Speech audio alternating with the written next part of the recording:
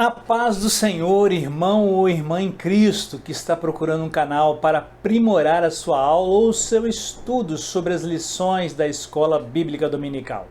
Eu estou aqui para te ajudar. Trago para você um conteúdo fiel das lições da Escola Dominical com o objetivo de facilitar o seu aprendizado e a sua memorização também da lição dada, né? Eu apresento na sua telinha os principais versículos apontados pelo comentarista, para você ganhar tempo e fixar o conteúdo aplicado. Além disso, dirigido pelo Espírito Santo de Deus, nós trazemos subsídios, versículos extras que não estão contidos na lição. Breves comentários nós trazemos também para brilhantar a EBD de sua igreja. Você leve esse conteúdo, né? Porque nós também trazemos para que você então socialize, para que você participe melhor da Escola Bíblica Dominical de sua igreja. A linguagem é fácil, objetiva, clara e respeita os tópicos, subtópicos e a dinâmica da lição aplicada pelo comentarista. Fique conosco, receba as bênçãos e a palavra de Deus. Vamos juntos?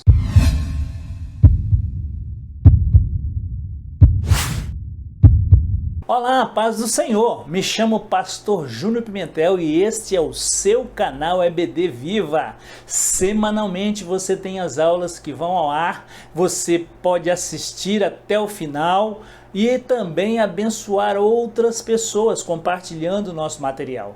Clique aí no sininho, receba aí em tempo real as nossas atualizações, inclusive as nossas aulas anteriores estão contidas e organizadas em playlists na plataforma do YouTube. Acesse, socialize, nos ajude e ajude a socializar a palavra de Deus. Aviva, ó Senhor, a tua obra no meio dos anos faze-a conhecida. Abacuque capítulo 3, versículo 2. O tema das lições de adulto deste trimestre é a supremacia das Escrituras, a inspirada, infalível e inerrante palavra de Deus. Nós estamos chegando no finalzinho desse trimestre, né? 12ª lição. E hoje, então, vamos estudar essa lição e que tem por título As Epístolas Instruem e Formam os Cristãos. A data desse estudo em nossas igrejas é o próximo domingo, 20 de março de 2022. Vamos rapidinho para o texto central, chamado texto áureo, que está registrado na 2ª de João, capítulo 5, versículo 1. Vamos ler juntos? A graça, a misericórdia, a paz da parte de Deus Pai e do nosso Senhor Jesus Cristo, o Filho do Pai, sejam convosco na verdade e amor. Já a verdade prática nos faz refletir sobre as epístolas que apresentam instruções vitais para a compreensão da doutrina cristã, bem como para a formação dos cristãos. Fique ligadinho, pois Deus está falando ao nosso coração e irá falar ao seu coração e ao coração dos seus alunos também. A leitura bíblica em classe encontra-se em 1 Coríntios, capítulo 1, versículos de 1 a 3, 1 de Pedro, capítulo 1, versículos 1 e 2 e 2 de João, capítulo 1, versículos de 1 a 3. Vamos fazer a leitura nesse momento. Paulo, chamado apóstolo de Jesus Cristo, pela vontade de Deus, eu, irmão Sóstenes, a igreja de Deus que está em Corinto, aos santificados em Cristo Jesus, chamados santos, com todos os que em todo lugar invocam o nome do Senhor Jesus Cristo, Senhor deles e nosso. Graça e paz da parte de Deus, nosso Pai, e nosso Senhor Jesus Cristo. 1 Pedro 1. Pedro, apóstolo de Jesus Cristo, aos estrangeiros dispersos no Ponto, Galácia, Capadócia, Ásia e Bitínia, eleitos segundo a presciência de Deus Pai, em santificação do Espírito, para a obediência e aspersão do sangue de Jesus Cristo, graça e paz sejam multiplicadas. 2 de João, capítulo 1, o ancião, a senhora eleita e os seus filhos, aos quais amo na verdade, não somente eu, mas também todos que têm conhecido a verdade. por amor da verdade que está em nós, para sempre estará conosco. A graça, a misericórdia e a paz da parte de Deus Pai e do nosso Senhor Jesus Cristo, o Filho do Pai, seja convosco na verdade e amor. Já que o título da lição é As Epístolas instruem e formam os cristãos, nós tiramos desse texto aí a palavra-chave, que é epístola. Essa é a principal, é a palavra-chave da lição de hoje, né? A lição desta semana, irmãos, tem como proposta apresentar o conjunto de doutrinas entregue à Igreja do Senhor por meio dos autores das epístolas ou cartas do Novo Testamento. O conteúdo dessas epístolas tem o propósito de instruir, como nós falamos, e formar os crentes no que tange a fé cristã, bem como prepará-los para o encontro com o Senhor quando vier buscar a sua igreja. São apenas, irmãos, pinceladas, né? Pois esse assunto poderia ser tema aí de um trimestre inteiro ou até mais, né? Então, não teríamos como destrinchar todo esse assunto nessa lição, né? Os objetivos da lição de hoje são: primeiro, apresentar a instrução doutrinária de Paulo às igrejas no que diz respeito à pessoa de Jesus Cristo e acerca das últimas coisas. O objetivo de número 2 é expor a natureza das epístolas gerais a respeito da fé, santificação e combate aos falsos ensinos e esperança da vida eterna. E o objetivo de número 3 é ressaltar a atualidade das epístolas do Novo Testamento no tocante às doutrinas da justificação, santificação e glorificação do crente. Esses temas têm a ver com os 3 tópicos que nós vamos estudar. Já na introdução, as epístolas correspondem a 21 dos 27 livros do Novo Testamento. As 13 escritas por Paulo são denominadas paulinas. As 8 epístolas restantes são de outros autores e designadas de gerais. Nessa lição, nós agrupamos as epístolas por temas e autoria e nós destacamos alguns dos seus aspectos doutrinários. A palavra-chave epístola, nós vamos trazer o que o dicionário bíblico Wycliffe traz para nós, né? No Novo Testamento, o termo grego epístole ocorre 24 vezes e é a designação de 21 dos escritos do Novo Testamento. Em geral, as epístolas do Novo Testamento seguem a forma padrão das cartas antigas. Como podemos ver, né, o estudo das extensas correspondências, né, em papiros que foi preservada. Gustav Adolf Deissmann, teólogo protestante alemão, tem feito uma distinção entre as cartas e epístolas. Então, vamos ver como é que são, né? As cartas seriam pessoais, com trechos não literários, sem a intenção do uso permanente, ao passo que as epístolas seriam impessoais, com trechos literários, escritas para um público mais geral, né? E com a intenção de permanência, né? Como ela chegou até hoje, aos nossos dias, né, irmãos? Outros tem corretamente insistido que essa distinção é muito sofisticada e simplificada, ou simplista, né? A maioria das epístolas do Novo Testamento combina elementos tanto de cartas como de epístolas, conforme distinguido por Deissmann. Tópico 1. Como as epístolas paulinas nos instruem, né? É o tópico 1. Vejamos com atenção o que o comentarista separou para nós. Eu achei muito interessante, didático, né? Primeiro, né, que ele separou em blocos, né? Vamos no primeiro bloco, então, instruções salvíficas.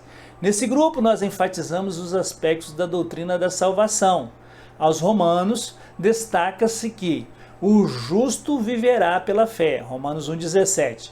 Cristo nos libertou do pecado mediante o seu sacrifício remidor. Dessa forma, pela fé em Cristo, nós somos declarados justos. Caímos, irmãos, com o pecado adâmico. E agora, o que nos diz Romanos 3, de 23 a 25? Olha só.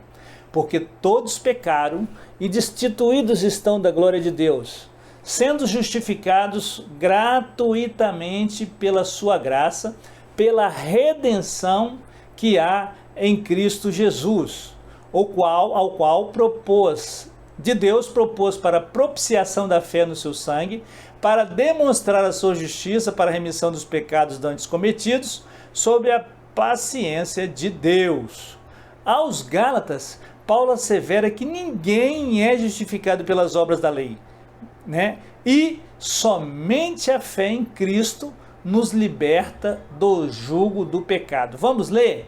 Gálatas, capítulo 5, versículo 1. Estais, pois, firmes na liberdade com que Cristo nos libertou, e não tornei a colocar-vos debaixo do jugo da servidão. Em 1 Coríntios, ressalta-se a mensagem do Cristo crucificado, que morreu pelos nossos pecados e ressuscitou ao terceiro dia. Leamos Coríntios capítulo 1, capítulo 15, versículos 3 e 4. Ele morreu por mim e por você, amado irmão e irmã.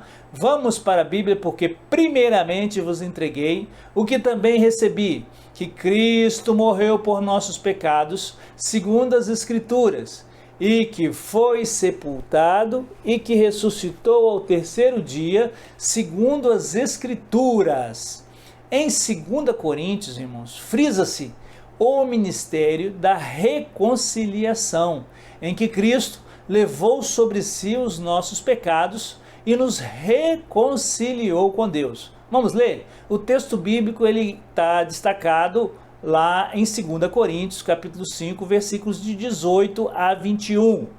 E tudo isso provém de Deus, que nos reconciliou consigo mesmo por Jesus Cristo, e nos deu o ministério da reconciliação, isto é, Deus estava em Cristo reconciliando consigo o mundo, não lhes imputando seus pecados, e pôs em nós a palavra da reconciliação. De sorte que somos embaixadores da parte de Cristo, como se Deus por nós rogasse, rogamo-vos, pois, da parte de Cristo, que vos reconcilieis com Deus. Aquele que não conheceu o pecado, o fez pecado por nós, para que nele fôssemos feitos justiça de Deus. Vamos entrar no subtópico 2. Vejamos com muito zelo as instruções a respeito de Cristo, irmãos. Nesse enfoque, o destaque são os aspectos da doutrina de Cristo. Aos Efésios, o tema é Cristo como cabeça e a igreja o seu corpo. Nós não podemos deixar de ler, pois a gente lendo, a gente grava melhor. Efésios capítulo 1, versículos 22 e 23. E sujeitou todas as coisas a seus pés, e sobre todas as coisas o constituiu como cabeça da igreja. Cristo, né, amados? Continuando lendo o versículo.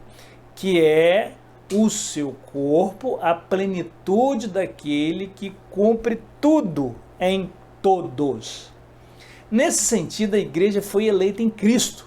Vamos ler Efésios capítulo 1, versículo 4 e ver desde quando fomos eleitos para a salvação, como também nos elegeu nele antes da fundação do mundo, para que fôssemos santos e irrepreensíveis diante dele em amor.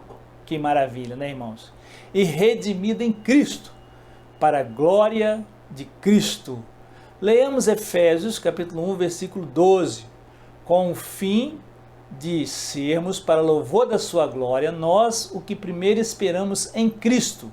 Aos Filipenses, a mensagem enfatiza que o viver é Cristo. Vamos à palavra? Porque para mim o viver é Cristo e o morrer é ganho.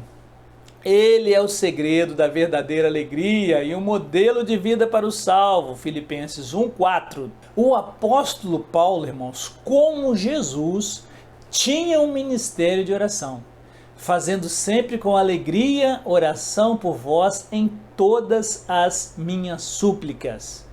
Já vamos para a Epístola de Colossenses. Paulo sublinha que a nossa vida está escondida com Cristo. A igreja está unida em Cristo, morta e ressuscitada com Cristo. Vamos ler, né? Colossenses 2:2. para que os seus corações sejam consolados e estejam unidos em amor e enriquecidos da plenitude da inteligência para conhecimento do ministério de Deus e Pai e de Cristo. Em suma, Cristo é a suficiência para todo cristão. E para fechar esse tópico, nós vamos trazer um versículo que retrata aí a suficiência, né, de Cristo. Olha, nós fomos buscar lá em Salmos, no número 73, versículo 25. Quem tenho eu no céu senão a ti? E na terra não há quem eu deseje além de ti. Glória a Deus. Domingo passado nós aprendemos sobre o livro da Revelação, né, o Apocalipse. E hoje nós vamos aprender nas epístolas também, né, o que Deus nos revelou. Tópico 3. Há instruções sobre as últimas coisas. Esses ensinos enfatizam os aspectos da vinda de Jesus. Em 1 Tessalonicenses, Paulo ensina que no retorno de Cristo nós, os que ficarmos vivos, seremos arrebatados, né? Sendo necessário para esperar o Senhor, conservar irrepreensível o espírito, a alma e o corpo. Vamos conferir na Bíblia? 1 Tessalonicenses, capítulo 5, versículo 23. E o mesmo Deus de paz vos santifique em tudo, e todo o vosso espírito e alma e corpo sejam plenamente conservados e irrepreensíveis para a vinda de nosso Senhor Jesus Cristo.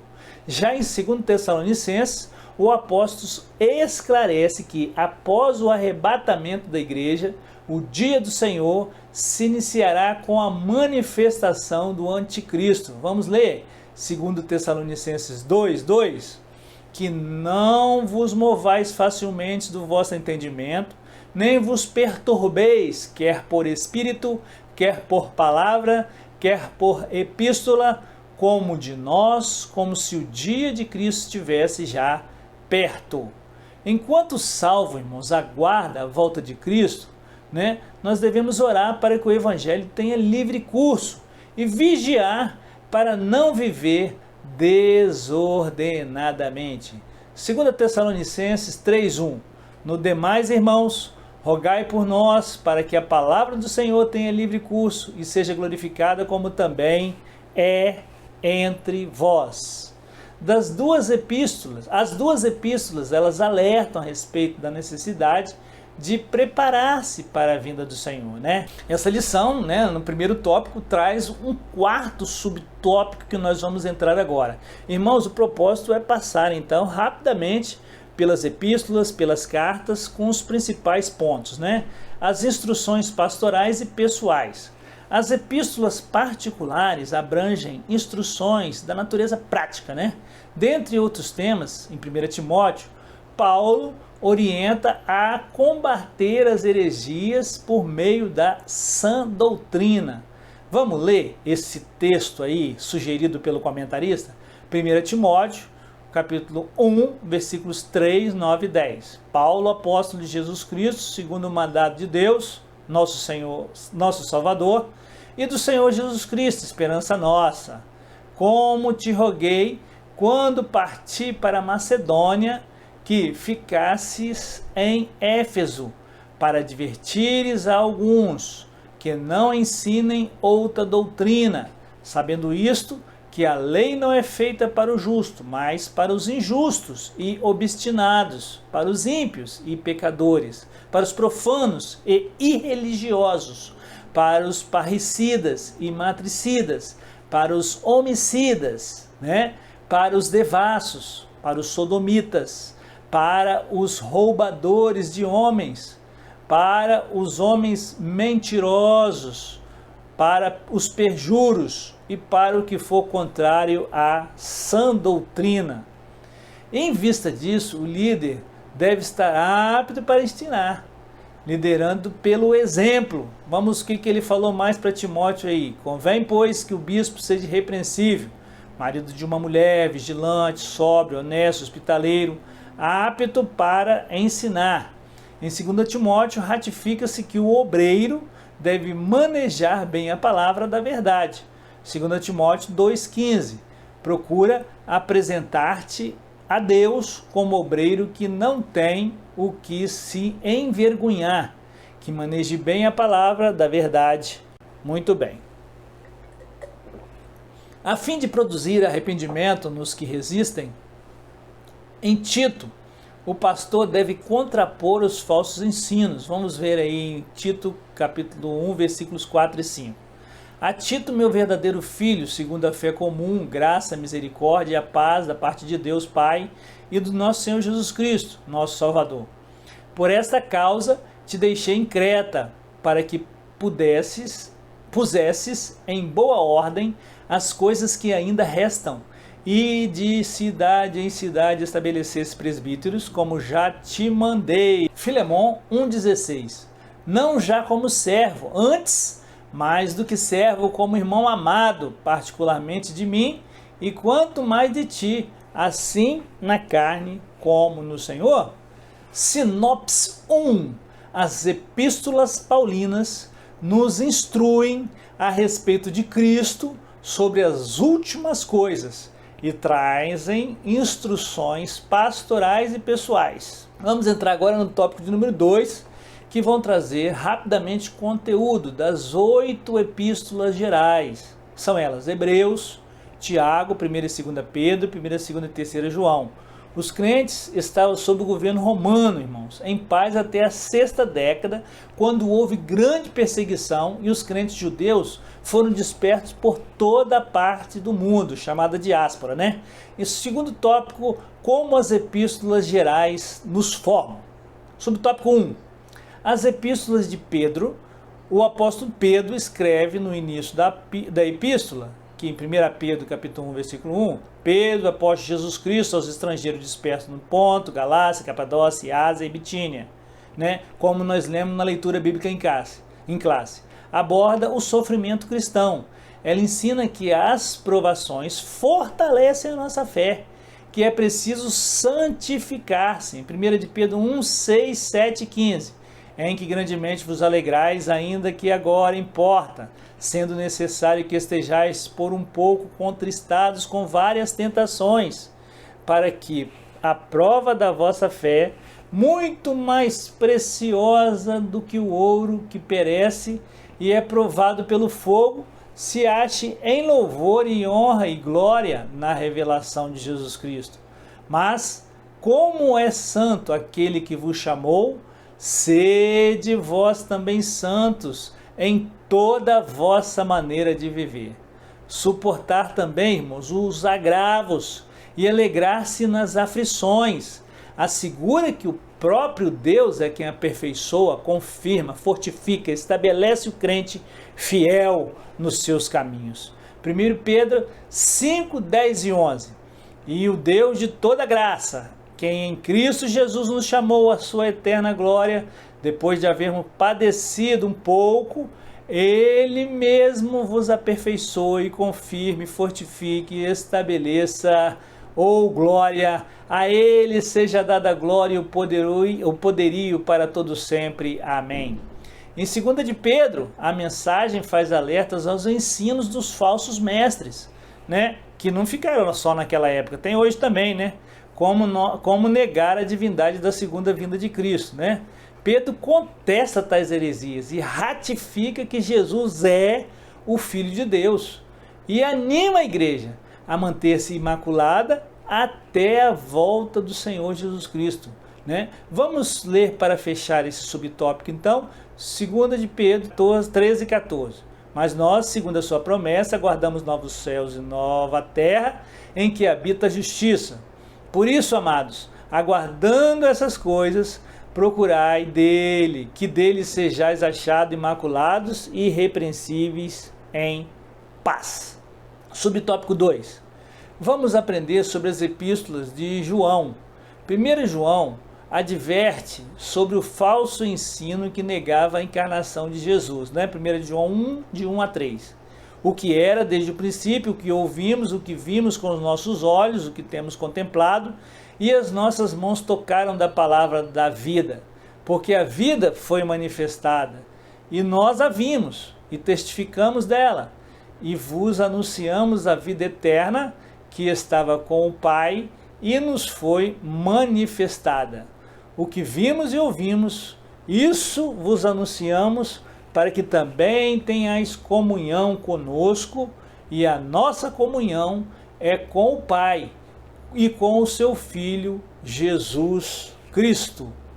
E as demais heresias gnósticas também ele combatia, né? Explica que o salvo deve viver em comunhão com os irmãos. Vamos ler aí então, né, os conhecidos versículos que falam alto aos nossos corações. Está na 1 de João, capítulo 1, versículos 6 e 7.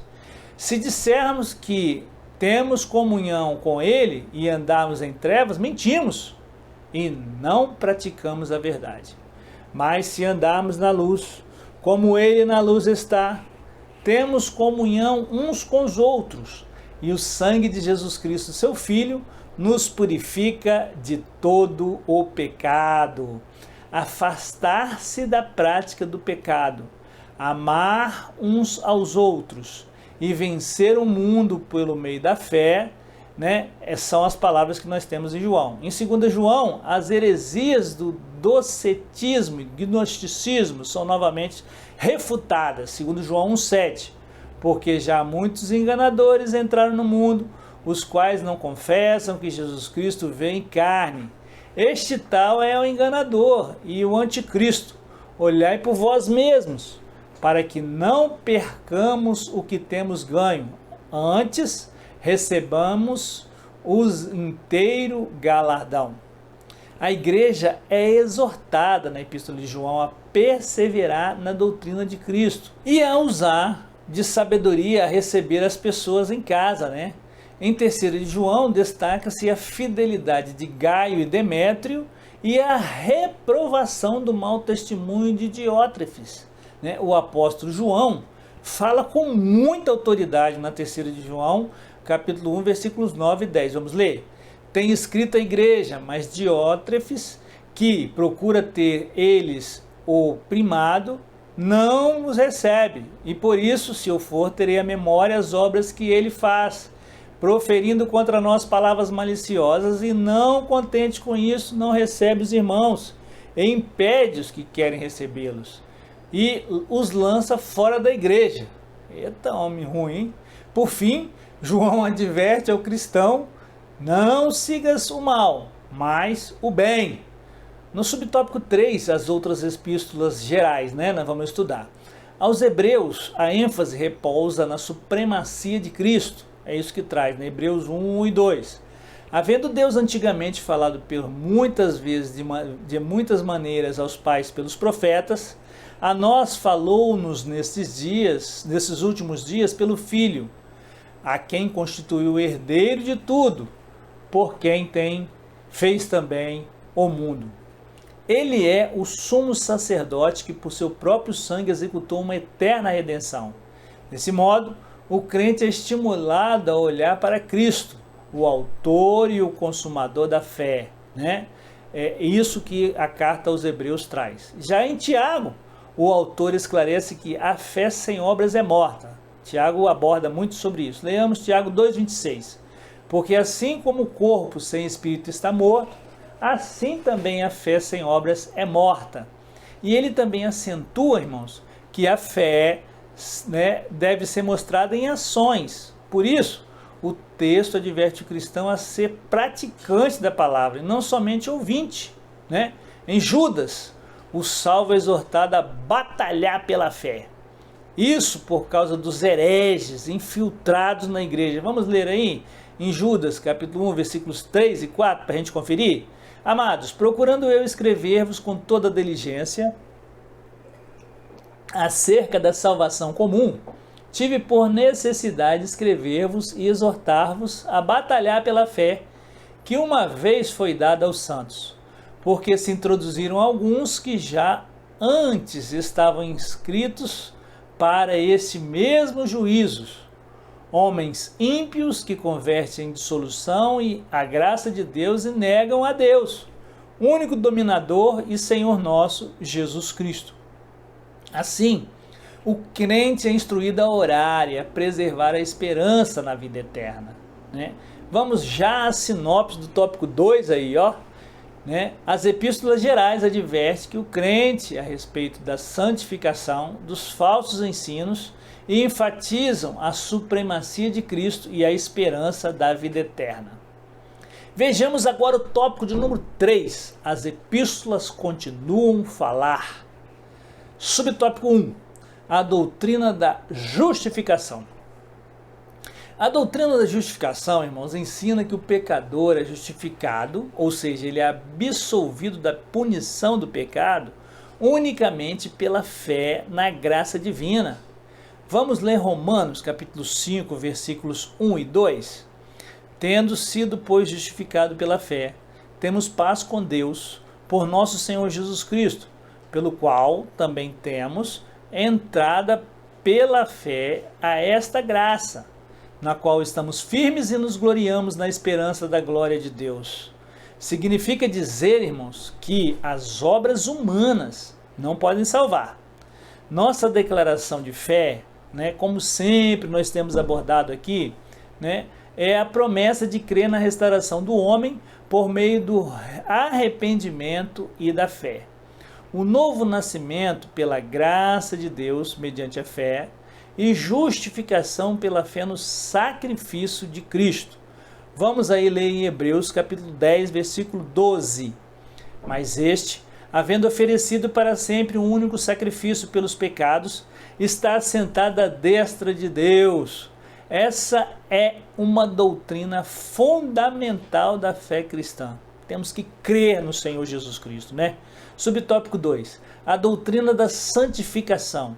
A doutrina da santificação implica em uma vida separada do pecado. É um processo, né, irmãos? Em 1 Pedro, capítulo 1, versículos 15 e 16.